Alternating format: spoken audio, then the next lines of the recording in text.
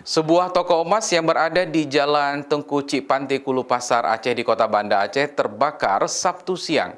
Namun api berhasil dipadamkan dengan cara manual oleh para pekerja dan warga menggunakan racun api. Tidak ada korban jiwa dalam peristiwa kebakaran tersebut, namun sejumlah fasilitas dan perlengkapan kerja ikut terbakar. Pedagang dan pekerja toko emas yang berada di Pasar Aceh Pusat Kota Banda Aceh berjibaku melakukan upaya pemadaman titik api dengan cara manual menggunakan racun api Sabtu siang. Sebelum petugas pemadam kebakaran tiba ke lokasi, titik api yang berada di bagian lantai 2 toko emas itu berhasil dipadamkan oleh pedagang dan pekerja dengan menggunakan beberapa tabung racun api. Pun demikian, satu armada pemadam kebakaran juga dikerahkan ke lokasi.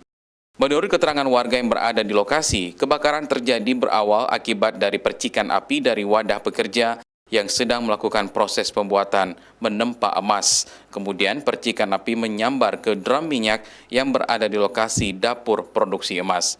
Akibat kebakaran tersebut, satu orang pekerja mengalami luka bakar di bagian kaki dan tangan, serta beberapa peralatan dan fasilitas tempat penempaan emas rusak terbakar.